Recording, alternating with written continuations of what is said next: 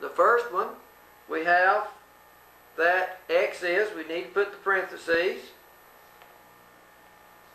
negative 8 plus the square root of 136 divided by 12. So we have a negative 8 plus the square root of 136 divided by 12.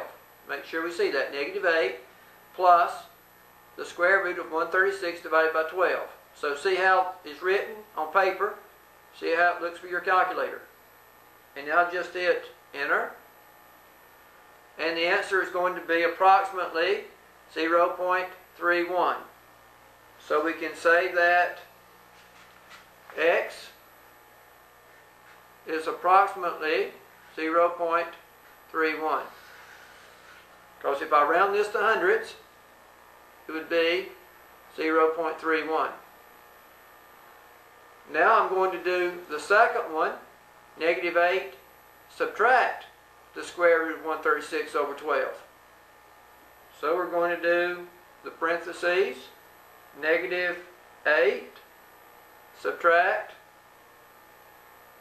the square root of 136, close parentheses, divided by 12, enter. Now I get a negative 1.64. So x is approximately a negative 1.64. See, if I round that off, it would be a negative 1.64.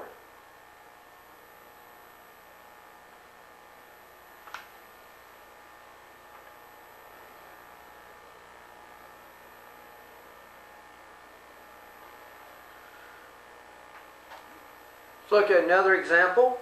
X squared minus 3x plus 5 is equal to 0. It's already in standard form, so I'll simply identify A, which is 1, B is negative 3, and C is 5. Substitute into the formula. X is the opposite of B, plus or minus the square root of b squared minus 4ac all over 2a. B is negative 3. So where I have B, I put negative 3. A is 1. And C is 5. So I just fill in my formula. So I get x is 3. The opposite of negative 3 is positive 3. Plus minus the square root of k squared. Negative 3 squared is 9. Now that I have squared, I can do my multiplying. A negative 4 times 1 is negative 4 times 5 is negative 20 over 2. So I get x is 3 plus minus the square root of a negative 11 over 2. 9 minus 20 is negative 11. And we recognize this as being complex. Because the square root of negative 11 is going to bring in the I, because I can write it as x is equal to 3 plus or minus the square root of 11 times the square root of negative 1 over 2. So we get x is 3 plus or minus the square root of 11i over 2. Now the way I want you to write it is x is equal to 3 over 2 plus the square root of 11 over 2i, distributing the division, or x is equal to 3 over 2 minus the square root of 11 over 2i. Now this is what I mean when I told you in one of the first few frames that I want you to write complex answers in the a plus bi form. This is the standard complex form.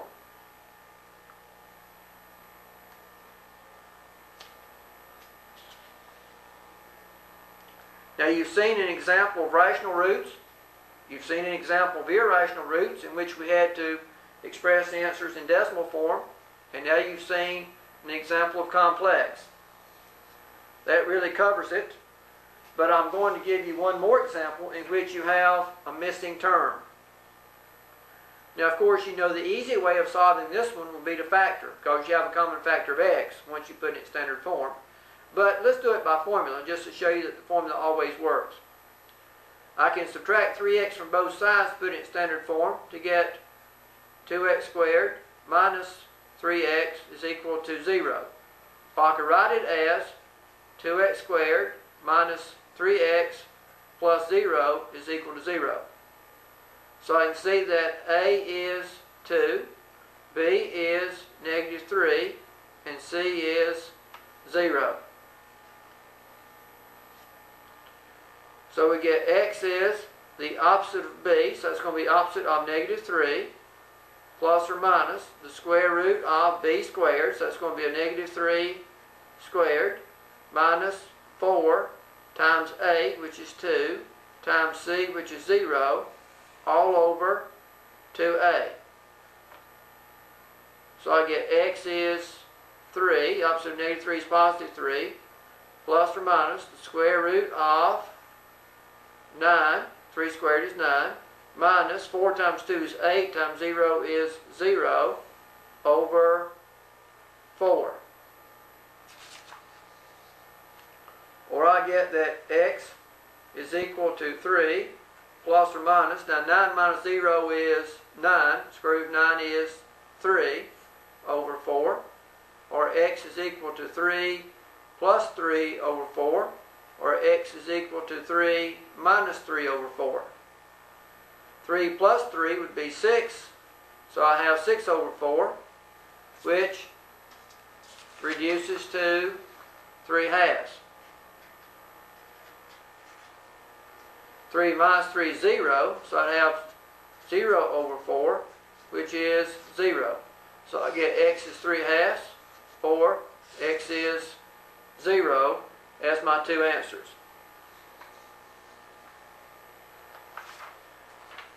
Now it's time to give you some exercises. Solve by using the formula. X squared is equal to 2x plus 4. X squared subtract 3x plus 7 is equal to 0. Now that you've copied the two problems, stop the tape, work the problems, and then restart the tape to check your answers.